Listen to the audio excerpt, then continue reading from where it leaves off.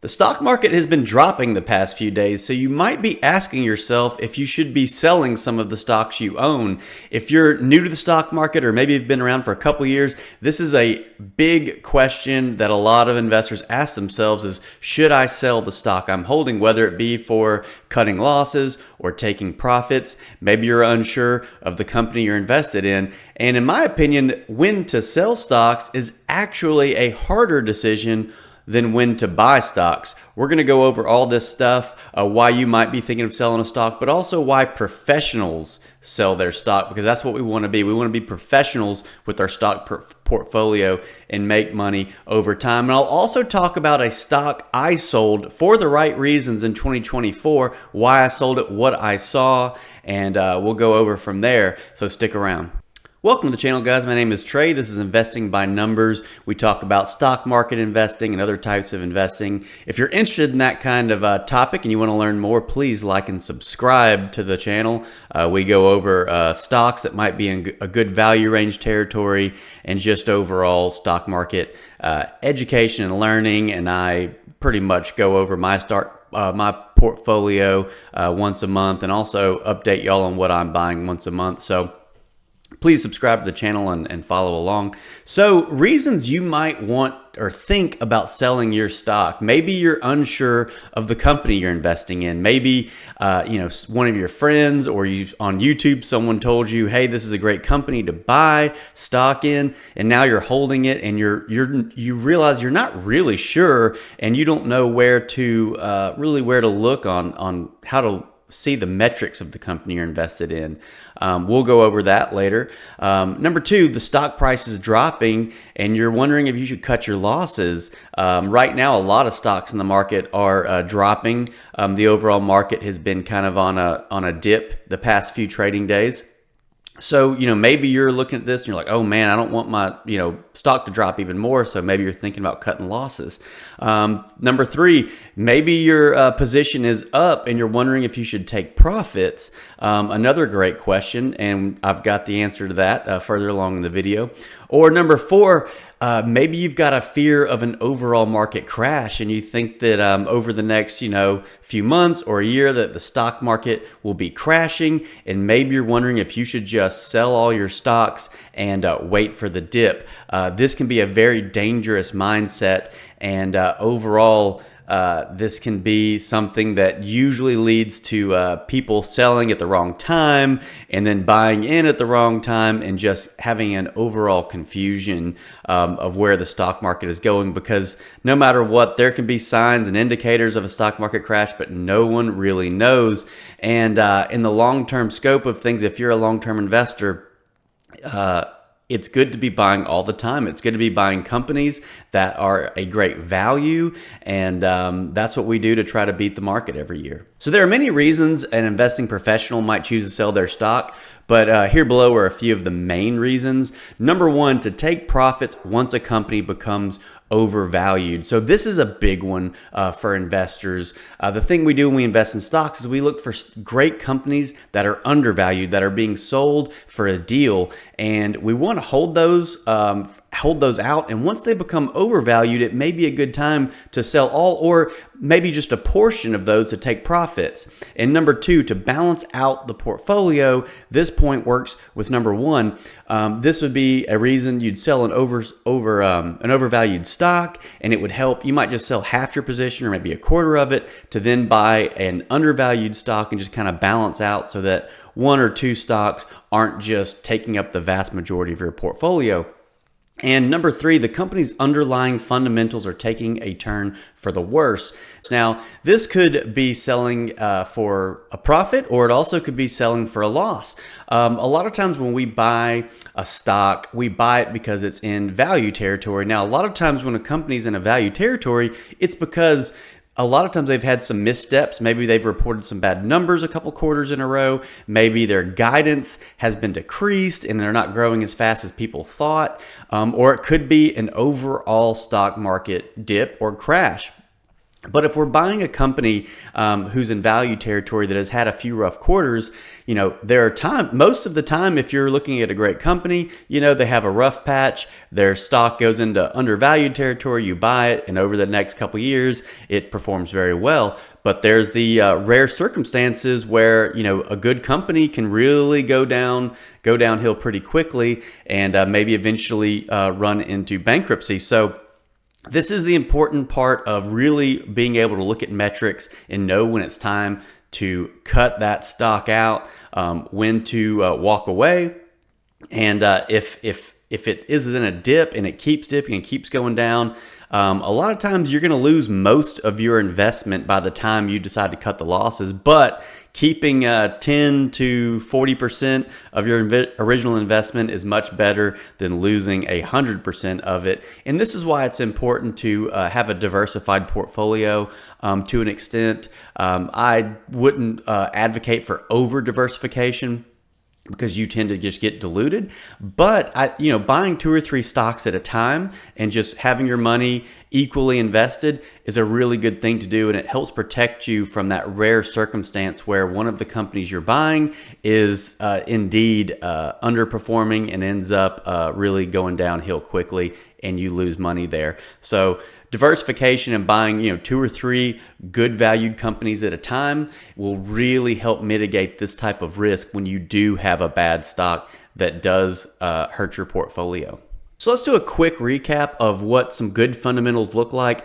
I've got a whole video and a checklist on how to pick great companies that are undervalued. I will link that video at the end of this video, and it really goes more in depth into what we're looking at here. But this will be a quick rundown on what I look for to really just have a quick way to see if a company's doing well and what good fundamentals look like. So NVIDIA is what we're looking at here.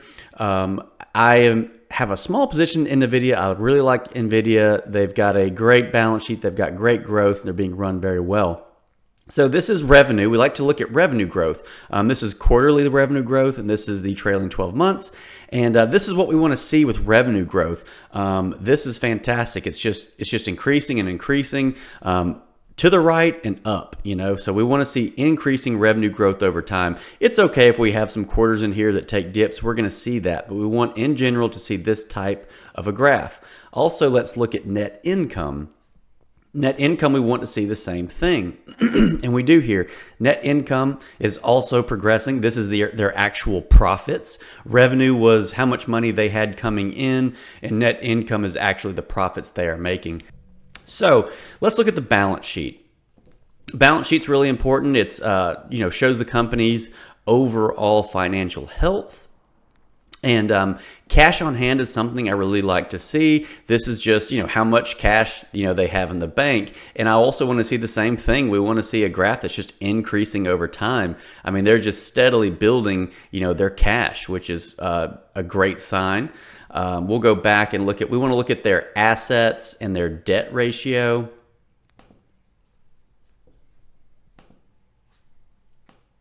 So here, we come down to total assets. We've got over 65 billion, and total liabilities, we have over 22 billion.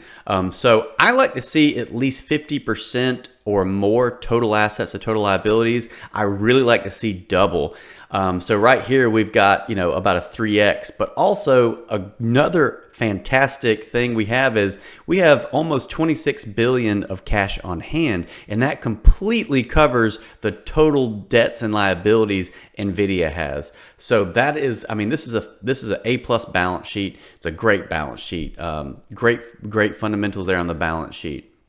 Now let's look at I like to look at PE ratio historically for that specific company to see if it's in a good value territory. So we scroll down here to the very bottom. Now, generally, I don't like to invest in companies over a 50 PE. That's getting pretty expensive. I mean, really under 30 is really the range, but some stocks that are having lots of revenue growth, lots of net income growth, they're going to trade a little richer, and NVIDIA is one of those. So I like to see, right now I'm looking at the historical PE ratio, and I really like to look within the last 10 years or so. So I'm going to scroll here to around 2015. And here you go. In 2015, we did see PE ratios under 20, but over time they have just kind of progressed. And so in the past, 5 years or so, it's mostly stayed over a 50 PE, and that's really where Nvidia's had a lot of their growth has been in the past, 2 or 3 years. So Nvidia's a different company right now than where it used to be.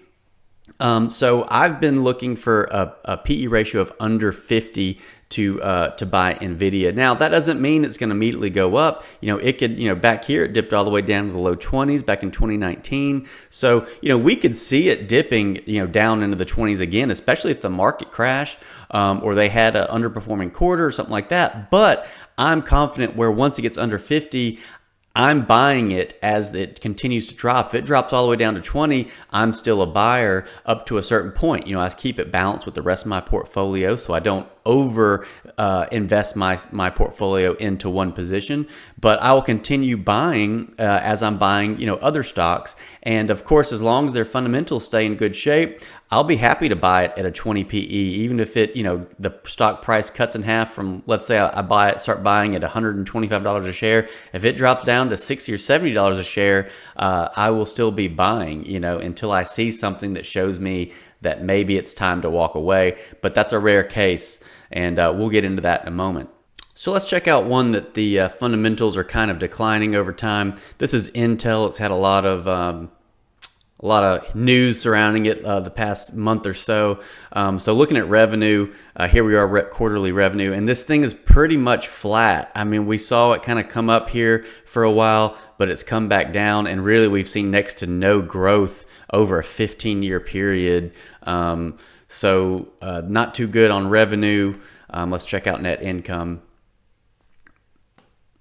And net income looks even worse. As we see here in the quarterly net income, we were profitable, for the most part of the last 15 years. And within the last couple years, we started having these kind of low quarters and losing money. And now we've seen just some severe bleeding of net income and losing money for Intel. So this is pretty bad. You really wouldn't want to be, it's okay to have dips in net income and revenue, but when you're seeing just overall, decline over time, that's not very good.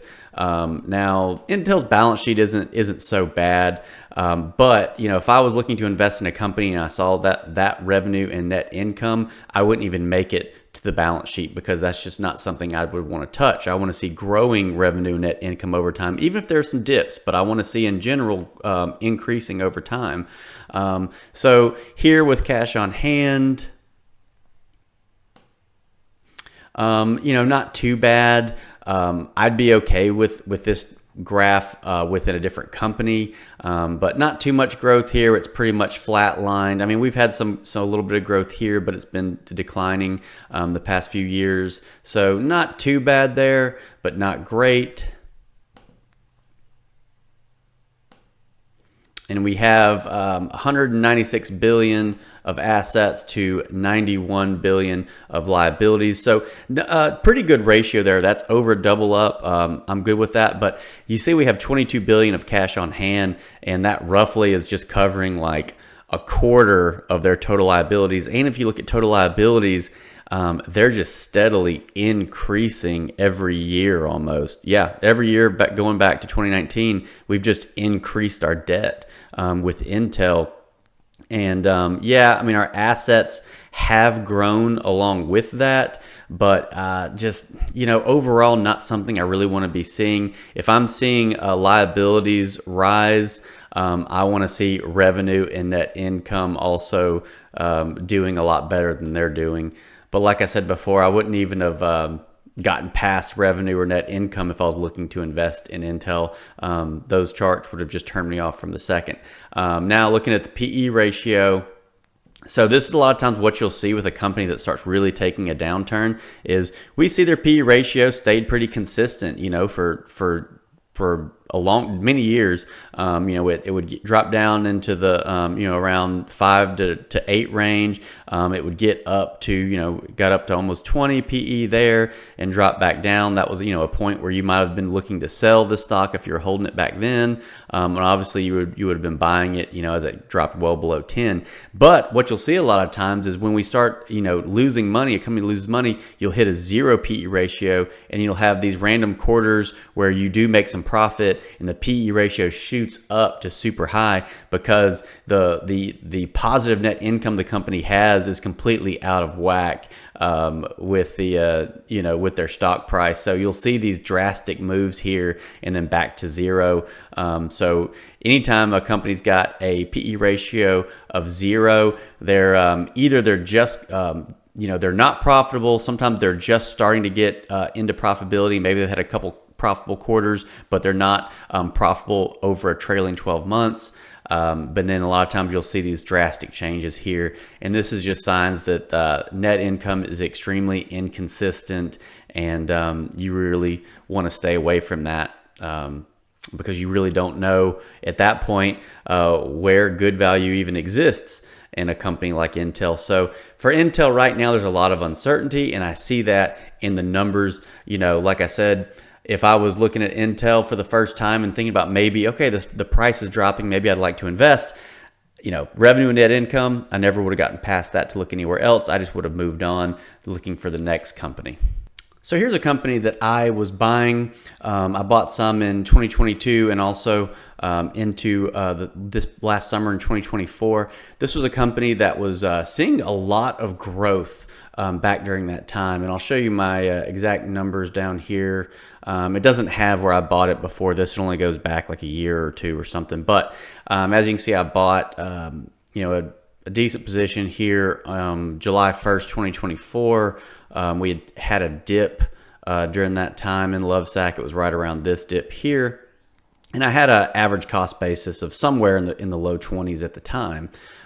So what I was originally looking at when I was buying Lovesac was, if you come back here to 2019, revenue was steadily growing at a great rate. 165 million, 233 to 320 to almost 500 to 651, and you see it started to slow down here, especially in 2024.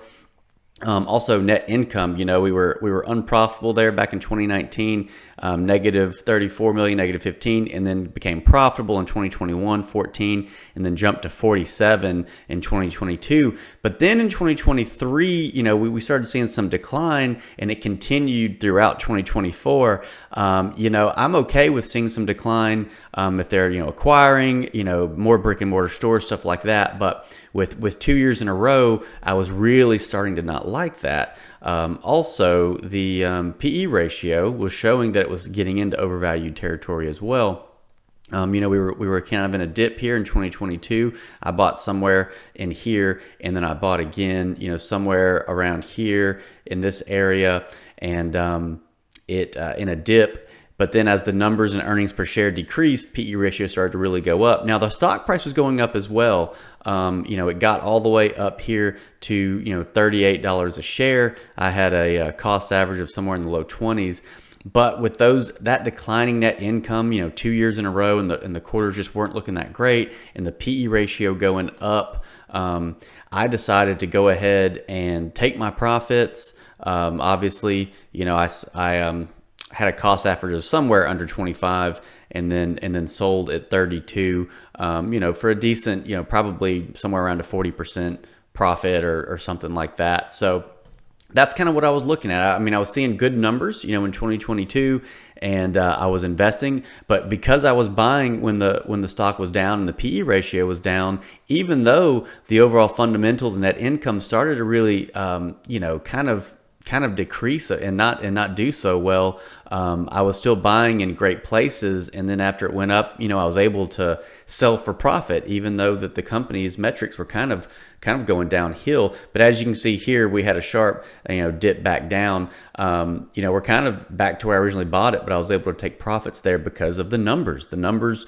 were starting to get into overvalued territory. I wasn't liking what I was seeing in earnings per share, net income. So I decided to get out of that stock and invest it elsewhere. And, that was a great decision. I mean, that worked out really great. We're back to, we're at a range price-wise where you might think, well, it's time to buy it again. But, our PE ratio is high because net income has dropped. So right now, Lovesac's just not a company that I feel like getting back into, even though the price is back down where it was, because the value isn't reflecting the stock price.